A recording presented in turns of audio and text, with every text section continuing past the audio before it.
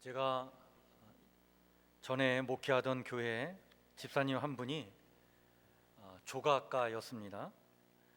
근데 오래전에 그분이 중국의 자금성과 만리장성을 보고 와서 저에게 그런 말을 한 적이 있었습니다. 목사님, 중국의 건축물들을 보는 순간 저는 어떤 감흥도 느끼지 못했습니다. 오히려 우리나라의 경복궁과 창경궁이 그렇게도 아름답게 느껴졌습니다. 이유가 뭡니까? 그렇게 물어보니까 그 엄청난 건축물들을 보는 순간 그 건축물을 짓기 위해서 얼마나 많은 사람들이 고통을 받고 희생을 당했을까, 그 무고한 생명들의 탄식이 너무나 강하게 느껴져서 그 어떤 감흥도 느낄 수 없었다, 그런 말을 제게 한 적이 있었습니다. 제가 그 말을 들으면서 이분이 참 예술적인 감수성뿐만 아니라 참 깊은 영성을 지니고 있구나, 그런 생각을 가져본 적이 있었습니다. 요즘 우리가 성경을 지금 통독하고 있는 가운데에 어떤 부분을 지금 우리가 말씀을 읽고 있냐면, 북왕국 이스라엘은 이미 멸망을 했고요, 남왕국 유다는 이제 쇠퇴해 가고 있는 중에 그런 시점에 성경 이야기를 지금 살피고 있고, 또 그때에 활동했던 예언자들의 예언서를 저희가 지금 읽고 있습니다. 그때 활동했던 예언자가 이사야, 미가, 스바냐, 하박국, 나훔, 요엘, 또 예레미야 같은 선지자들이죠. 그들 중에 오늘 우리는 미가라고 하는 선지자의 메시지를 이 시간 같이 살펴볼까 합니다.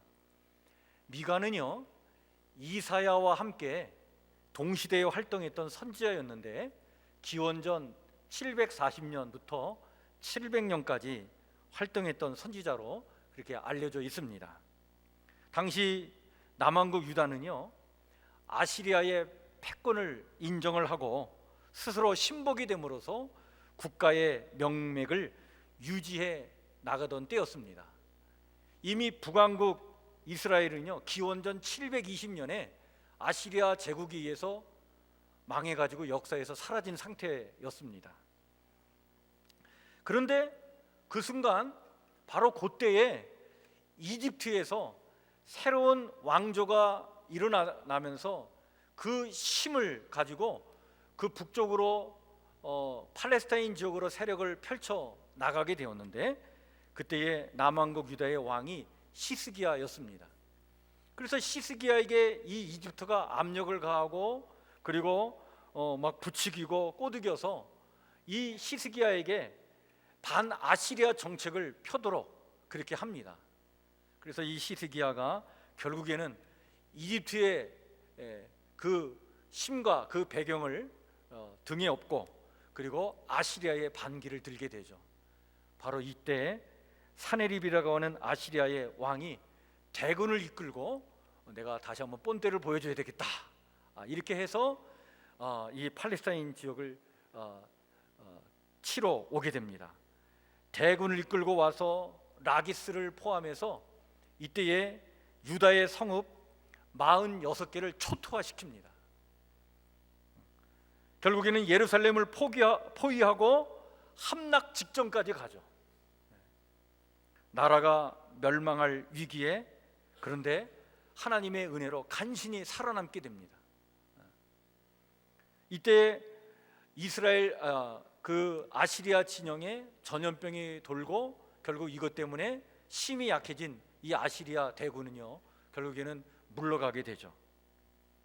이런 상황이 어느 정도 수습이 되고 난 이후 얼마 되지 않아서 바로 선지자 미가가 이 예루살렘을 향해서 그리고 남왕국 유다를 향해서 예언의 말씀을 강력하게 선포하는데, 그 말씀의 핵심이 바로 뭐냐면 앞으로 이 예루살렘, 이 성읍이 그리고 이 예루살렘 성전이 파괴될 것이라고 하는 예언의 말씀을 거침없이 하게 된 것입니다. 여러분, 이 미가 선지자는요, 여러 선지자들 중에서 아마 예루살렘이 멸망당하고 예루살렘 성전이 파괴될 것을 제일 먼저 예언한 예언자가 이 미가가 아닌가 이렇게 봅니다. 하나님의 은혜로 기사회생한 이 나라를 향하여 이 나라가 곧 멸망하게 될 것이다, 망하게 될 것이다 라고 하는 것을 거침없이 예언을 하게 되었는데, 무엇 때문에 이 미가가 이렇게까지 예언할 수밖에 없었을까? 당시 활동했던 예언자들을 통해 하나님은 이스라엘 백성들에게 또 남한국 유다 백성들에게 강조한 말씀이 있었습니다. 그게 바로 뭐였냐면, 아모스 선지자를 통해서는 정의를 행하라고 말씀해 주셨고, 호세아 선지자를 통해서는 인자를 사랑하라라고 말씀해 주셨고, 이사야 선지자를 통해서는 하나님과 동행하라 이렇게 말씀해 주셨는데, 이 선지자들을 통해서 주신 하나님의 이 말씀을 이 백성들이 다 거역한 거예요. 순종하지 않았던 거예요. 결국 이 미가 선지자는요, 이들 선지자들의 메시지를 다시 한번 종합을 해서 다시 한번 강력한 하나님의 말씀을 외칩니다. 그것이 미가 6장 8절의 말씀이에요. 사람아, 주께서 선한 것이 무엇임을 내게 보이셨나니 여호와께서 내게 구하시는 것은 오직 정의를 행하며 인자를 사랑하며 겸손하게 내 하나님과 함께 행하는 것이 아니냐. 아모스를 통해서 정의를 강조하셨고, 호세아를 통해서 인자를 강조하셨고, 이사야 선지자를 통해서 하나님과 동행하신 것을 강조했던 이 메시지를 이 미가는 다 통합을 해서 다시 한번 이스라엘 백성들에게 강력한 하나님의 말씀을 전하여 외쳤던 것이죠. 그런데 이렇게 전하는 하나님의 말씀을 그들은 외면하고 거부해 버리고 저버렸던 것입니다.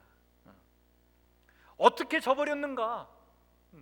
어떻게 이 하나님의 말씀을 저버렸는가? 그것에 대한 말씀이 오늘 우리가 같이 교독하여 읽은 3장 9절부터 12절에 나와 있는 말씀입니다. 여러분, 먼저 9절 말씀 한번 보시길 바랍니다. 뭐라고 말씀하고 있습니까? 야곱 족속의 우두머리들과 이스라엘 족속의 통치자들, 곧 정의를 미워하고 정직한 것을 굽게 하는 자들아 원하노니 이 말을 들을지어다. 나라의 지도자들이 정의를 미워했다는 거예요. 정직한 것을 굽게 했다는 것입니다.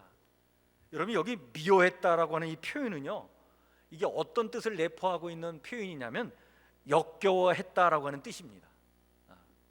그러니까 하나님이 원하시는 것은 정의와 정직인데 오히려 이들은 이것을 역겨워했다는 거예요.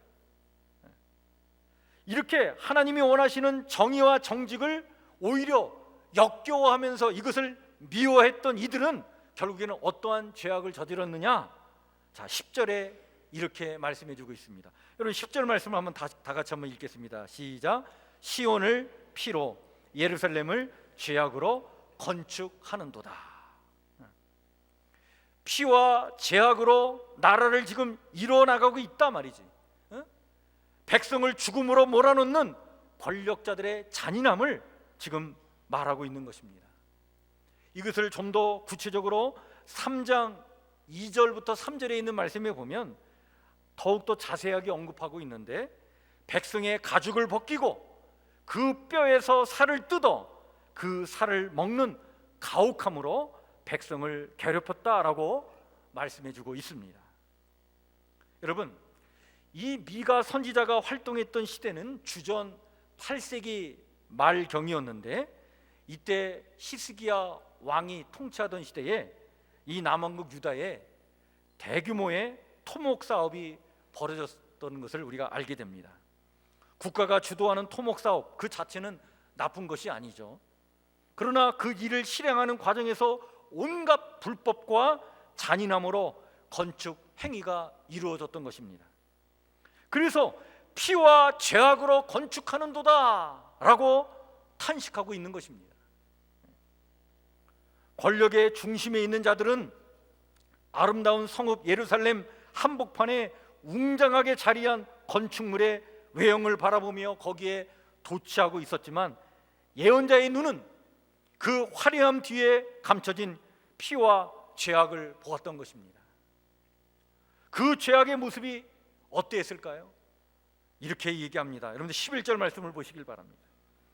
그들의 우두머리들은 뇌물을 위하여 재판하며 그들의 제사장은 삭슬 위하여 교훈하며 그들의 선지자는 돈을 위하여 점을 치면서도 여호와를 의뢰하여 이르기를 여호와께서 우리 중에 계시지 아니하냐 재앙이 우리에게 임하지 아니하리라 하는도다.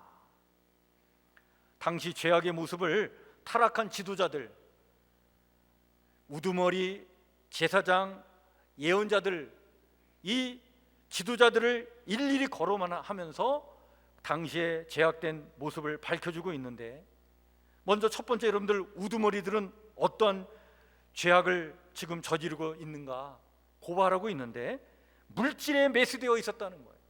돈에 매수되어 있었단 말이죠. 이들의 매수 행위는 특히 법정에서 소송이 벌어질 때 공공연히 자행되었는데, 그런데 여러분 여기서 말하는 이 우두머리들은요, 재판관을 포함하여 나라의 고위 관리들을 말해주고 있는 것입니다. 이들은 사회 정의를 실현하기 위해 세워진 국가의 중추적 역할을 감당하는 자들이었습니다. 이 관리들의 생각과 태도와 자세가 나라의 운명을 결정짓는 것이죠. 이들의 역할이 너무나도 중요하기 까닭에 성경에서는 이 위치에 있는 자들에게 특별히 강조하여 많은 말씀을 전해주고 있습니다. 너는 뇌물을 받지 말라.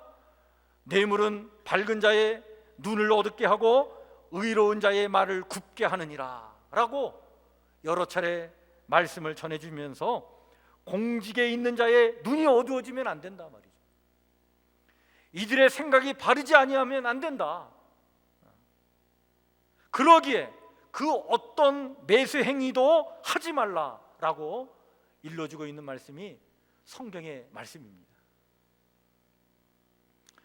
지난 한 주 우리 사회는 어느 고위공직자의 국민을 폄하하는 말 때문에 참으로 시끄러웠습니다. 취중의 한 말이라고 하지만 취중 진담이라고, 그의 평소의 생각이 그런 것이 아니겠느냐라고 하는 비난이 빗발쳤고요, 결국에는 그가 파면을 당하고 말았습니다.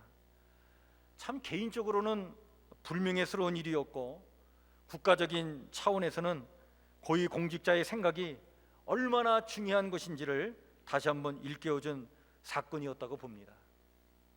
미가 선지자는 유다의 고위공직자들이 이렇게 돈에 매수되어 옳은 판결과 시선을 갖고 있지 못하여 이제 나라가 망하게 될 것이다 라고 예언했던 것입니다.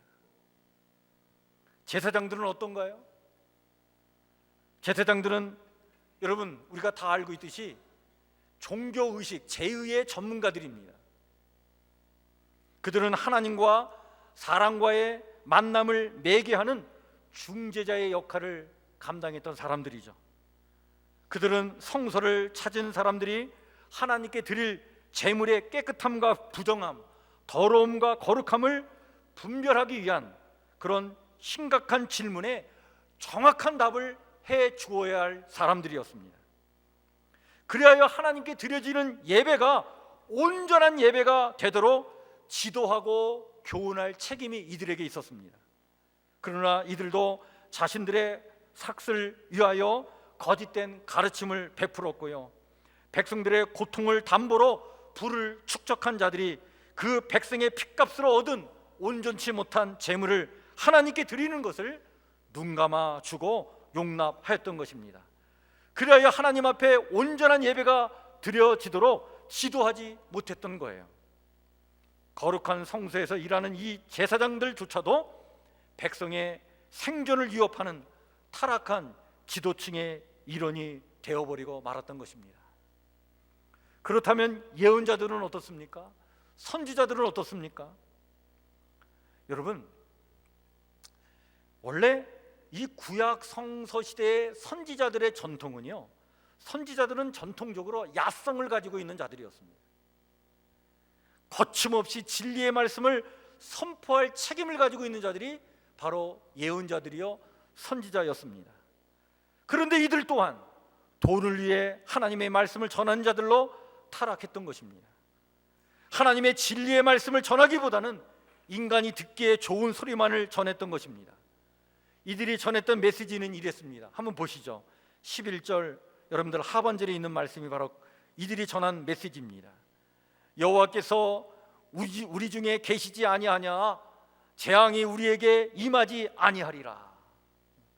안전하고 평안할 것이다. 걱정하지 말라. 이러한 소리만 했던 것이죠. 이들이 이렇게 살면서도 참으로 한심한 것은 스스로 우리들이야말로 하나님과 최상의 관계를 지금 유지하고 있다라고 착각했던 것입니다. 이처럼 힘없는 백성을 보호하고 위로하기 위해서 세워진 국가의 모든 제도가 총체적으로 무너졌고, 그 결과 힘없는 백성들이 하나님의 이름으로 주어지는 최소한의 도움과 지원을 얻을 수 있는 것은 어느 곳에서도 없던 때였습니다. 당시 개와 돼지 취급을 받던 백성은 이렇게 고통 가운데 있는데, 이들의 아픔은 안중에도 없이 오직 자신들의 탐욕에 눈이 먼 이들은 하나님을 단순히 인간의 현실을 위한 안전 보증소요, 혹은 미래에 대한 두려움을 잠재우는 신경 안정제 정도로 취급할 뿐이었습니다. 이들의 이런 왜곡된 삶과 신앙을 갈파했던 미가는 준엄한 하나님의 심판을 예언했던 것입니다. 그 예언의 말씀이 바로 12절 말씀입니다. 이러므로 너희로 말미암아 시온은 갈아엎은 밭이 되고 예루살렘은 무더기가 되고 성전에 사는 수풀의 높은 곳이 되리라. 너희로 말미암아 이 나라가 망하게 될 것이다. 너희로 말미암아 이 예루살렘이 파괴될 것이고, 너희로 말미암아 이 예루살렘 성전이 무너지게 될 것이다 라고 하는 강력한 심판의 말씀을 전한 것이었습니다. 하나님으로 말미암아 세워진 이 거룩한 성 예루살렘이 너희로 말미암아 망하게 될 것이라고 하는 이 예언은 실로 충격적인 예언의 말씀이었습니다. 왜냐하면 이때 당시에 이스라엘 사람들은요, 이때 당시에 유다 사람들은 하나님에 의해 세워진 이 도성 예루살렘은 어떤 일이 있어도 망하지 않을 것이라고 확신하고 있었어요. 하나님이 지으시고 하나님이 지켜주시고 하나님이 함께 하시는 도성이 아닌가. 그래서 이들은 하나같이 하나님 하나님 하나님 하면서 하나님 이름을 들먹거리며 살았습니다. 그러나 진정 주여 주여 하면서도 정작 하나님의 뜻을 행하지는 않았습니다. 예수님의 말씀처럼 주여 주여 하는 자들이 천국에 들어가는 것이 아니죠. 하나님의 뜻대로 행하는 자라야 천국에 들어가는 줄 믿습니다. 말로만 하나님 하나님 하면서 정작 하나님의 뜻은 외면했던 이들로 인하여 기필코 나라는 멸망하게 될 것이다. 미가 선지자가 이렇게 예언했던 것입니다. 100년 후에 이 미가가 이렇게 예언하고 난 다음 100년 후에 예레미야라고 하는 선지자가 다시 나타나서 이 미가 선지자의 예언을 그대로 반복하며 전하게 되는데, 이 예루살렘이 멸망하고 말 것이라는 그런 예언의 말씀이었습니다. 그리고 그 예언대로 기원전 587년 바벨로니아 제국은요 예루살렘을 침공하게 되고, 결국에는 1년 후에 586년에 예루살렘 성전은 파괴되고 맙니다. 미가의 예언이 있은 후 110여 년 후에 일어난 일이었습니다. 미가는 히스기야 시대에 건립한 웅장한 건축물의 그 화려한 자태만을 보지 않았습니다. 그는 이 업적과 성취물들의 이면을 투시하고 있었습니다. 그의 눈에는 위대한 업적들에 의해 가려진 강제 노역에 동원된 무고한 자들의 피와 탄식과 원한이 보였던 것이죠. 그래 그는 하나님의 말씀을 선포하여 외쳤던 것입니다. 시온을 피로 예루살렘을 제약으로 건축하는도다. 동시대에 활동했던 이사야도 똑같은 메시지로 예루살렘 성전을 향하여 이렇게 외쳤습니다. 신실하던 성읍이 어찌하여 창기가 되었는고, 정의가 거기에 충만하였고 공의가 그 가운데 거하였더니 이제는 살인자들 뿐이로다. 후대에 활동했던 하박국 예언자도 유사한 말씀을 전했습니다.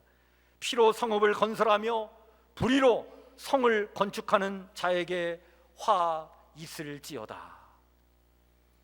미가 선지자 100년 후에 활동했던 예레미야는 이렇게 외쳤습니다.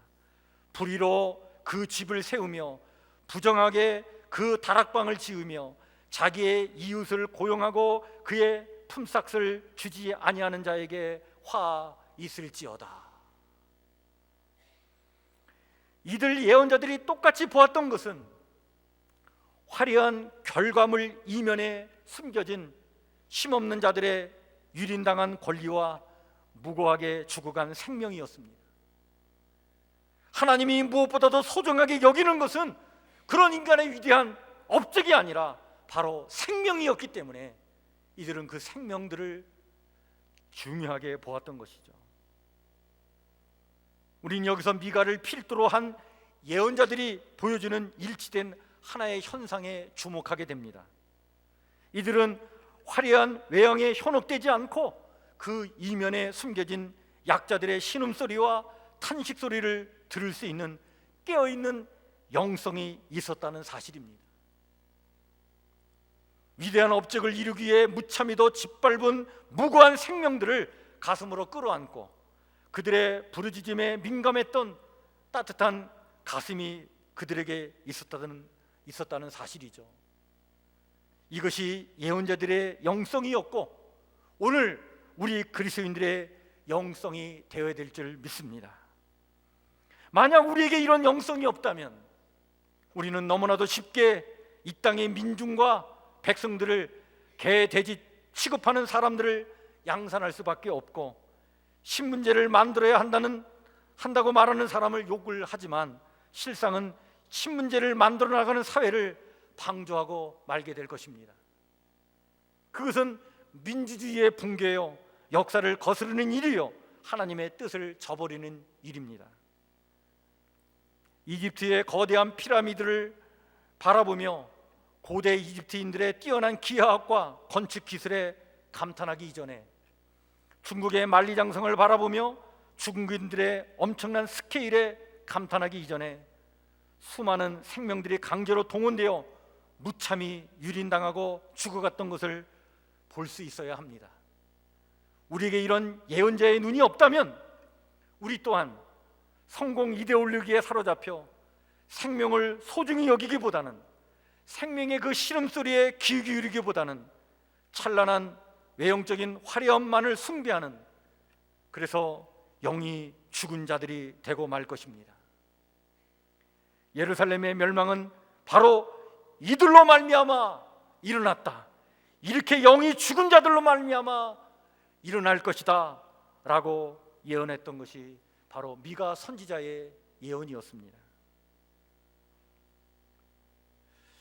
인도 빈민가에서 수많은 행여병자들을 돌보고 그들의 죽음을 지켜주었던 테레사 수녀는요, 노벨 평화상을 수상했을 때 한 기자가 왜 곧 죽게 될 사람들에게 이렇게 시간과 노력을 허비하느냐 라고 질문하자 그는 이렇게 대답을 했다고 합니다.